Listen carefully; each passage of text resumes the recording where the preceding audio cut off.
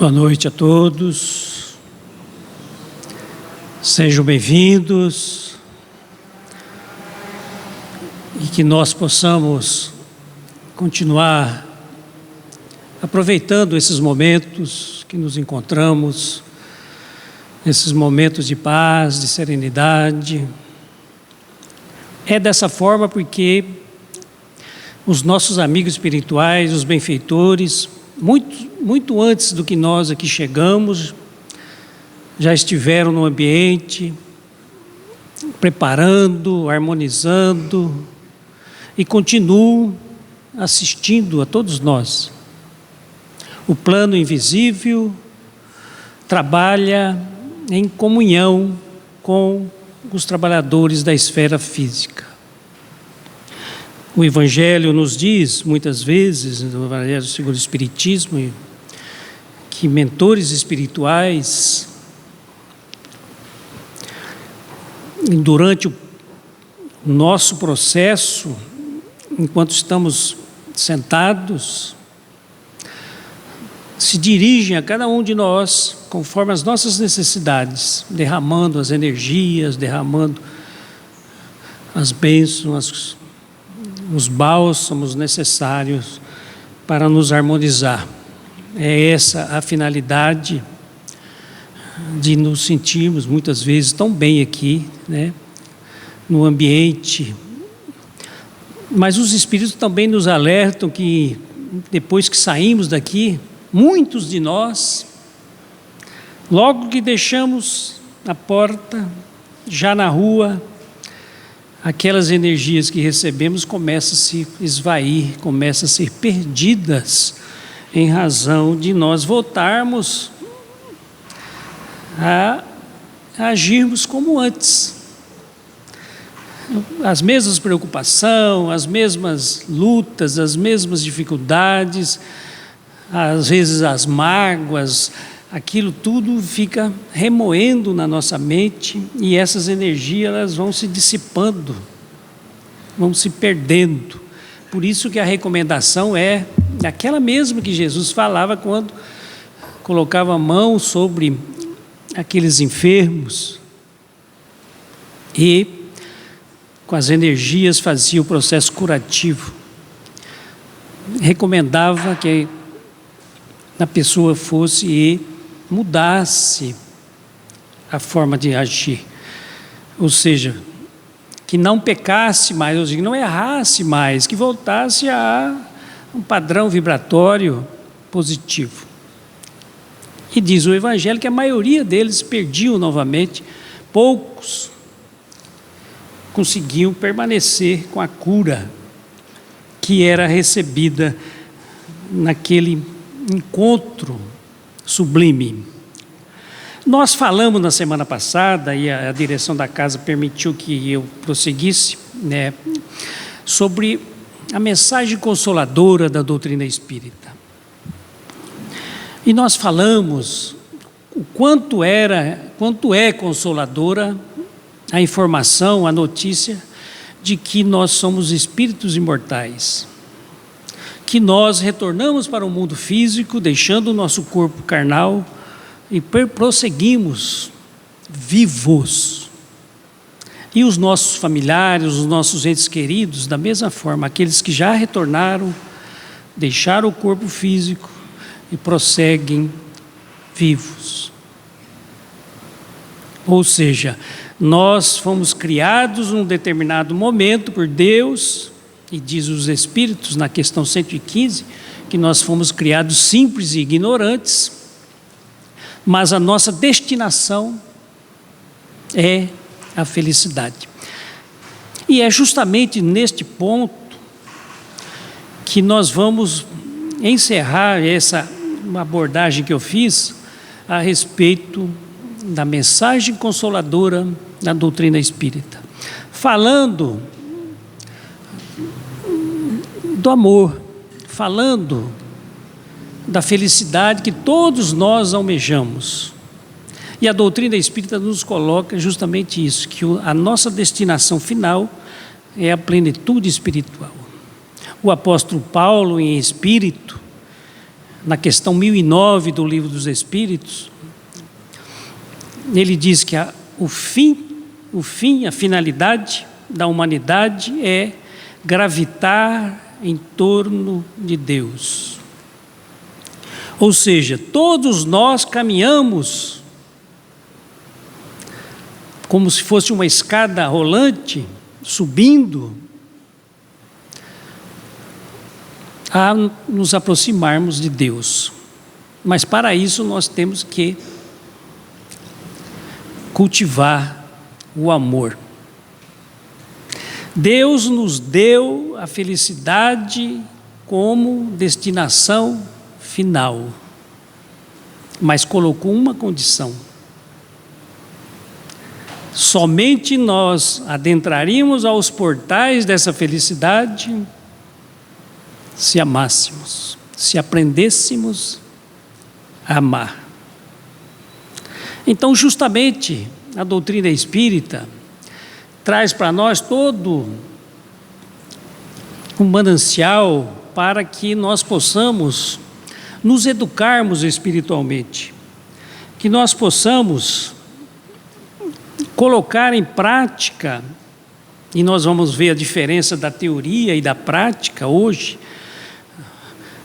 num encontro memorável de Jesus com o doutor da lei, que está no capítulo 15 do Evangelho segundo o Espiritismo e no Evangelho de Lucas, capítulo 10, que é da parábola do bom samaritano, mas nós vamos tratar mais especificamente desse encontro, desses dois mestres. O mestre da teoria, que era o doutor da lei. O que é o doutor da lei na época no judaísmo? O doutor da lei era como se fosse o advogado de hoje. Era aquele que fazia a defesa dos acusados perante o sinédrio. Então, o doutor da lei, ele tinha todo o conhecimento teórico a respeito da prática da lei, né? Da lei de Deus, da lei que era na época, né, do Torá. E nós vamos ver o mestre da prática, o mestre do amor. Então, justamente neste encontro, porque na época os judeus, eles não tinham uma noção muito clara. Quando Jesus falava do reino de Deus, a boa nova, e todo o tempo ele vinha pregando, né, vinha falando, trazendo essas orientações do reino de Deus, os judeus não tinham uma noção muito exata do que o esperavam depois da morte. A vivência deles era mais no plano físico. As recompensas que eles esperavam de Deus era material, era no dia a dia das coisas materiais. Então ele se aproxima de Jesus naquele encontro, o grupo dele, do doutor da lei, e o Jesus está com os discípulos, aquelas pessoas que o seguiam, e esse doutor da lei então se levanta e se dirige a Jesus, dizendo, fazendo uma pergunta: mestre, o que é que devo fazer para alcançar a vida eterna? Ou seja, qual é o roteiro então que eu devo fazer? O que eu tenho que fazer, Senhor? E Jesus, usando um método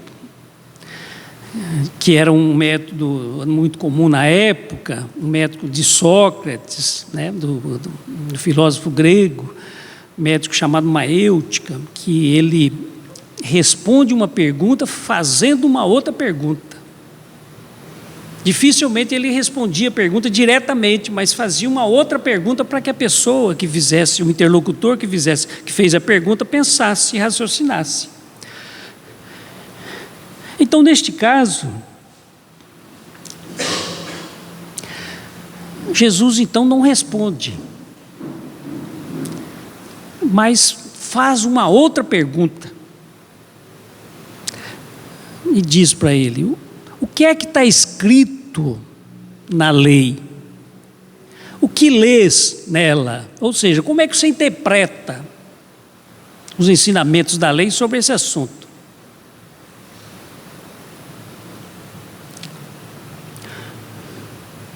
O doutor da lei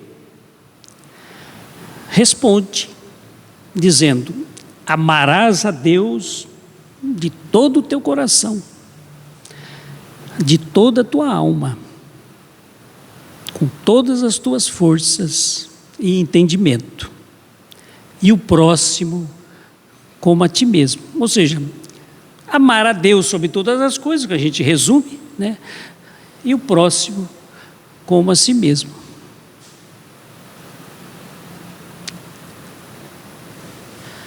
Jesus disse muito bem, respondesse muito bem, e acrescenta: vai e faze. Esta afirmativa de Jesus, naquela circunstância, gerou uma situação muito desconfortável para o doutor da lei, porque como se colocasse ele a nu perante todas aquelas pessoas que estavam, que ele era um mestre do conhecimento, do entendimento,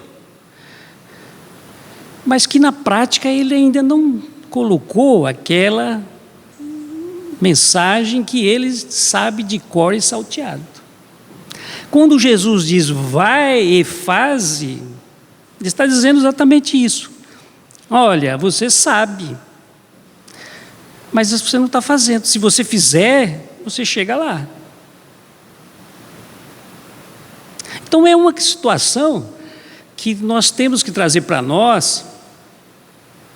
Se nós não somos doutores do Espiritismo, como o doutor da lei, se nós não conhecemos o Livro dos Espíritos, as questões, ou podemos ir mais adiante para todos aqueles que trabalham com a religiosidade, com as religiões, se nós não sabemos os versículos de cor e salteado, mas na nossa vivência, como somos testados, será que nós aprendemos efetivamente aquilo que está naquele conteúdo, na lei de amor, principalmente, de Deus? Mas ele, doutor da lei, tentando possivelmente uma escapada, ele volta-se para Jesus e pergunta, uma pergunta que tem sentido. Ele pergunta: mas quem é o meu próximo? Tem sentido porque na época também os judeus tinham muita dúvida a respeito de quem é o meu próximo. É o que mora comigo? É o que vai no sinédrio comigo? Que pratica a mesma religião? Que mora na mesma vila? Ou o da vila vizinha pode ser também meu próximo? Quem é o meu próximo? Eu vou fazer uma leitura de um trecho de uma mensagem. O doutor Alberto de Almeida, quem é espírita há muito tempo, conhece já esse palestrante, já esteve aqui em Mato Grosso, esteve em Rondonópolis já. Ele fala o seguinte: quem é o outro?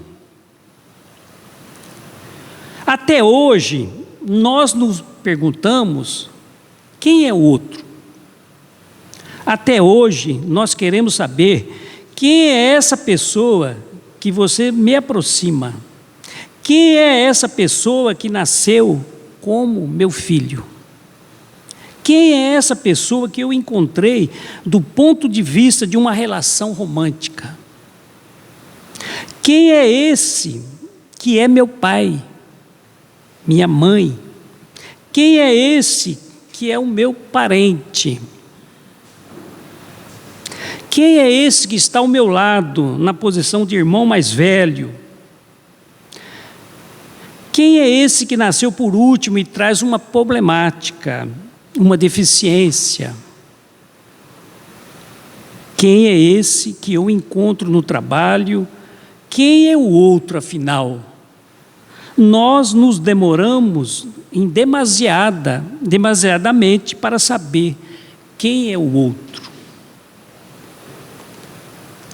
Veja que nas palavras de Jesus, seja ele falando, ou seja ele em silêncio, sempre tinha um ensinamento a ser extraído. Nada se perdia dos encontros com os discípulos, nos encontros com as pessoas. Era tudo para o espírito imortal. Quando ele narrava uma parábola, ele fazia justamente com a ideia de vida eterna.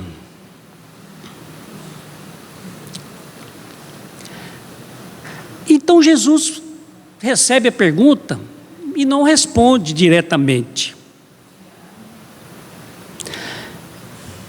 Ele narra uma parábola, que é a parábola conhecida por todos nós, em todas as religiões, a parábola do bom samaritano. Em resumo, a parábola diz o seguinte, que um certo homem, descia de Jerusalém para Jericó. Ou seja, uma cidade alta, uma cidade considerada como santa, para uma cidade baixa, uma cidade conhecida pelo movimento comercial no nível do mar. O homem descia pela estrada, quando foi assaltado. Os ladrões retiraram os seus pertences e, além de baterem muito nele, machucaram muito, deixando-o, diz o Evangelho, semi-morto, à margem do caminho. Vejam que aqui já tem um ensinamento que nós, muitas vezes, não prestamos muita atenção. E é para nós esse ensinamento. Todas as vezes que nós saímos de um ambiente como este, por exemplo, um ambiente de alto padrão vibratório, e vamos para um ambiente de baixo padrão vibratório, nós somos assaltados. Nós somos assaltados por companhias espirituais, seja de encarnados ou desencarnados. Muitas vezes, nesses assaltos, nós ficamos semi-mortos. Precisamos de alguém estender a mão, precisamos de um tratamento espiritual para voltarmos, para nos restabelecermos. Então, ele prossegue a narrativa dizendo que passaram 3 homens pelo local que ele estava caído. O primeiro era um sacerdote. O sacerdote, na época, era considerado um ser puro e ele não podia tocar a mão em mortos ou alguém que estivesse naquela condição, sob pena de se contagiar. Então o sacerdote passa, olha e segue adiante. Em seguida vem o levita. Que é o levita? O levita era um trabalhador do templo. Da tribo de Levita, ele cuidava das questões administrativas do templo. Ele também olhou e falou, não, isso não é para mim. Não estou em condição de cuidar dessa pessoa, não sei quem que é, seguiu em frente. Diz a narrativa de Jesus que em seguida veio um samaritano. O samaritano, na época, era considerado um ser de segunda categoria para os judeus. Era um herético, aquele que não comungava, que não frequentava o templo de Salomão, em Jerusalém. Então era um ser desprezível para os judeus. E esse samaritano, vendo o homem caído, se aproxima, desce da sua montaria, aplica óleo e vinho nas feridas, coloca o homem sobre a sua montaria, o seu animal, e o transporta até a hospedaria. Chegando à hospedaria, ele continua cuidando durante a noite, e no dia seguinte, ele chama o dono da hospedaria e disse: continue cuidando dele, aqui está os valores da diária, e se tiver mais algum gasto, eu te reembolsarei no retorno. Então vejam que o desconforto do doutor da lei aumentou muito, porque na parábola contada por Jesus, ele realça o valor do samaritano. E ele faz a pergunta fundamental: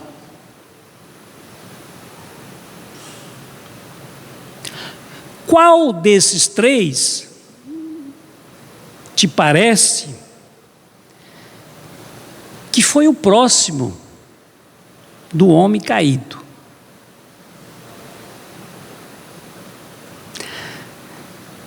O doutor da lei, e nós todos, ninguém tinha dúvida, o doutor da lei, então, sem dizer que foi o samaritano, mas disse: foi aquele que teve compaixão, teve misericórdia do homem caído.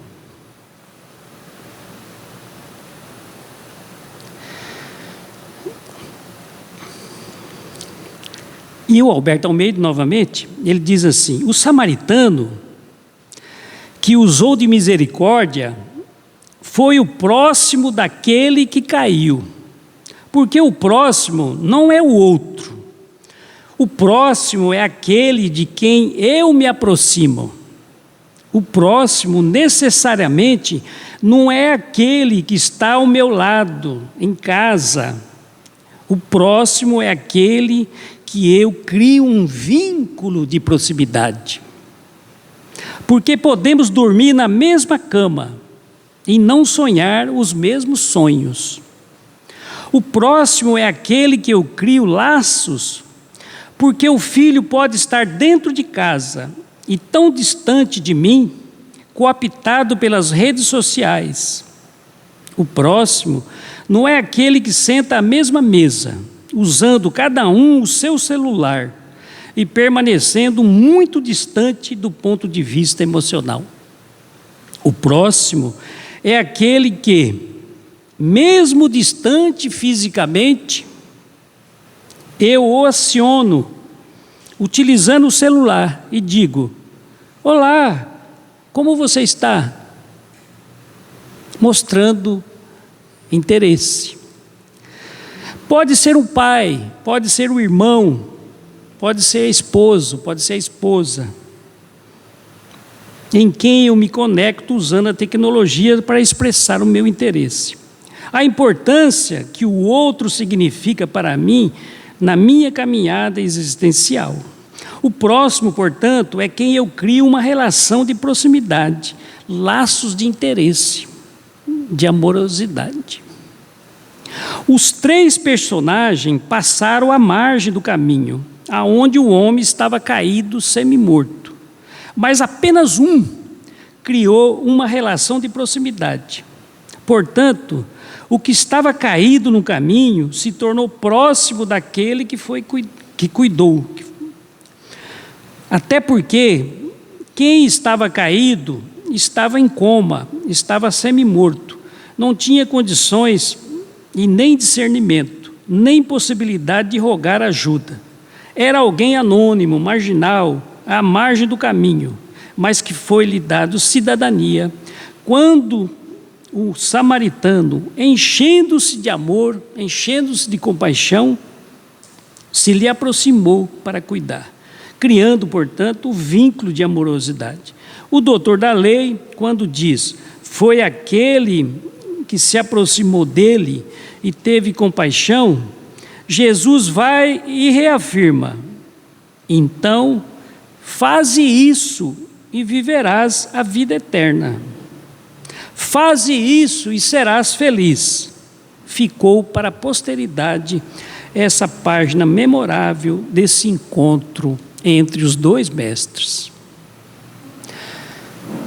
Vejo então que quando a gente, muitas vezes ficamos nessa dúvida, mas será que ele é meu próximo? E eu compreendi bem nessas palavras do Dr. Alberto Almeida, que é um terapeuta, né, renomado, que o meu próximo é aquele que eu crio um vínculo de amorosidade. A minha aproximação é justamente que faz com que o meu acolhimento, a minha aproximação, faz com que eu possa ter ele como meu próximo. E não quem está sentado do lado, às vezes, que não tem nenhuma vinculação afetiva, às vezes até dentro do lar, como ele fala, que a gente vê hoje, né? Nos restaurantes, às vezes a gente vê na mesa, né? Duas pessoas sentadas numa mesa, um de frente do outro, cada um com o seu celular.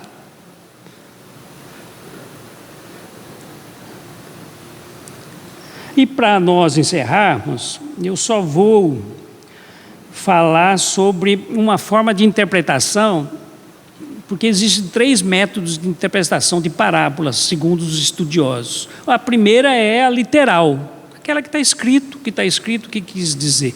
A segunda é o simbolismo que está por detrás da mensagem. Então, quando nós falamos na parábola do óleo e do vinho, veja bem, não é o óleo de soja que a gente... é o azeite de oliva, né? O azeite de oliva. E aí mas por que usou azeite na ferida? E aí eu lembro, dona Sônia, das mamães, né? Que aplicavam o azeite quente nos ouvidos, né? Então a criança estava chorando de dor de ouvido, aplicava o azeitinho quente. Então veja que o azeite, ele tinha essa função terapêutica. E o vinho, na ausência de álcool, era um desinfetante, né? Mas qual é o simbolismo, além do que está nesse aprendizado? Para os judeus, o óleo era usado para iluminar. Então, o óleo era a luz, conhecimento. E o vinho?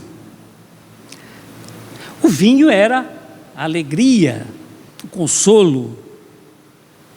Então, veja, se nós usarmos o conhecimento isolado, é como nós usarmos a verdade, muitas vezes, para ferir alguém. Você taca a verdade na face da pessoa e humilha, enfim. Como que a verdade deve ser dita? Diz o Gandhi que nós devemos embrulhar ela num embrulho para entregar, né? Joana de Ângeles diz diferente, que nós devemos, se nós pegarmos um diamante e atirar na face da pessoa, vai ferir, né? Mas se nós embrulharmos num papel de presente e entregar, é algo valioso. Então a verdade, muitas vezes, nós temos que usar conjugando o entendimento mais o consolo. Mais o consolo. Ou seja, o consolo vem justamente como se fosse o acolhimento. Então, quando nós estamos trabalhando aqui na casa espírita, e chega uma mãe, desesperada muitas vezes, e é atendida no atendimento fraterno, e ela diz: olha, eu passo por um momento difícil, mas eu fiz aborto na minha juventude. E a pessoa atendente, diz: está danado para você, aborto. Ou seja, é algo que jamais deveria ser dito. Eu me lembro, doutor Sarek, olhando para o senhor, né, na época daquele incêndio lá em Santa Maria, da Boate Kiss, começou a sair nas redes sociais dizendo o seguinte, que aquele incêndio, aquela queimando, aquela fumaça, aquele gás, era muito parecido com o que era usado pelos nazistas na época, né, dos campos de concentração.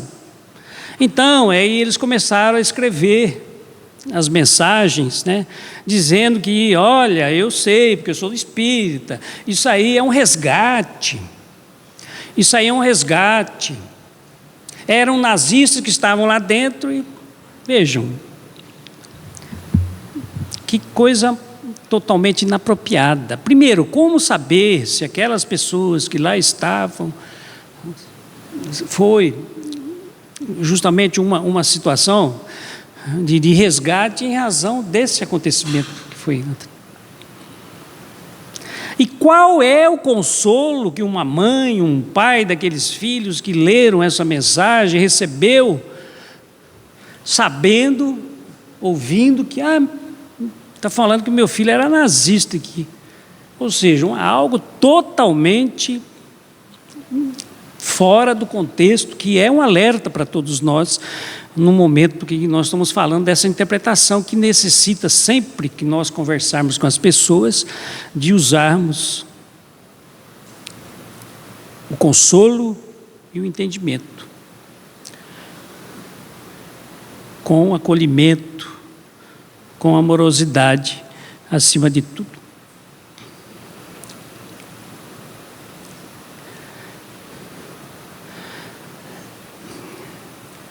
E a outra forma de interpretação, só para fechar, é você entrar dentro da parábola, dentro do contexto da parábola,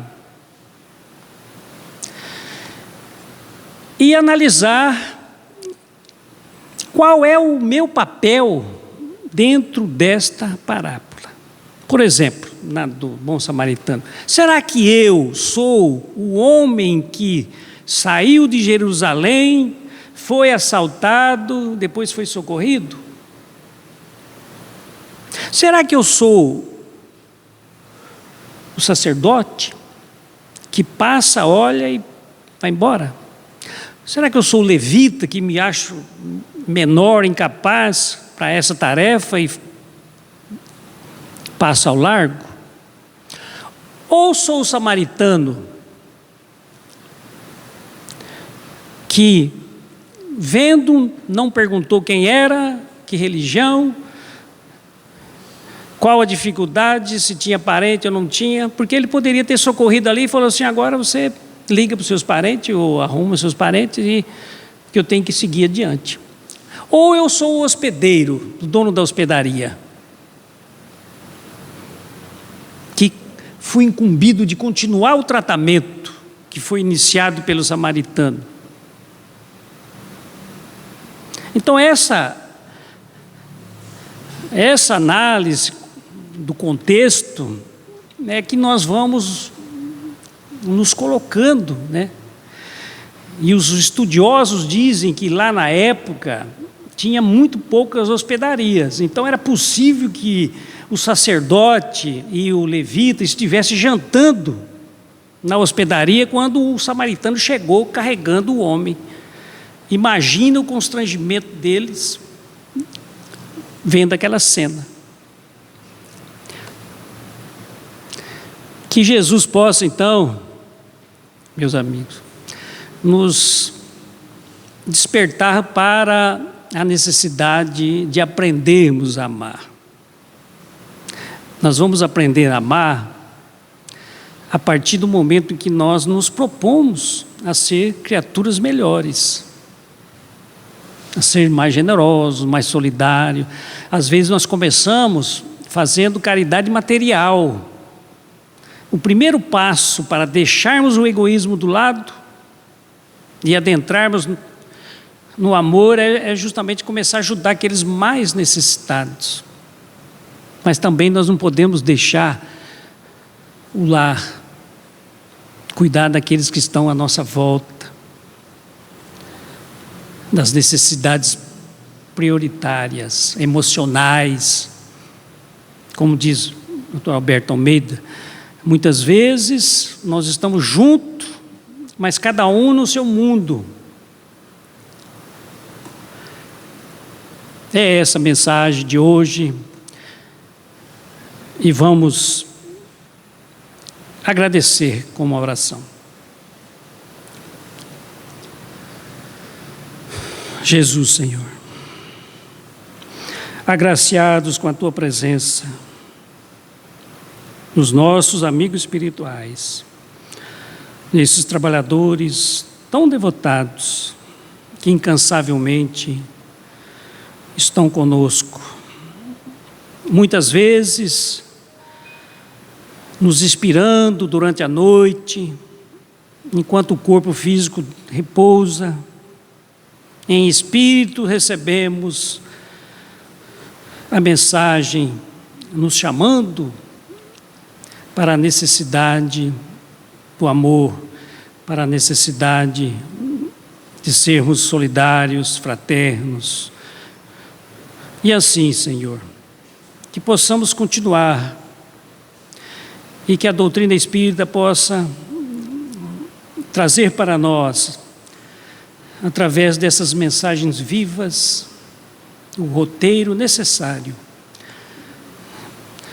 para continuarmos a jornada evolutiva que todos nós estamos sujeitos. Abençoe, Senhor. Abençoe a todos os presentes, encarnados e desencarnados. E nos abençoe e nos proteja quando retornarmos para os nossos lares, agora e sempre, que assim seja.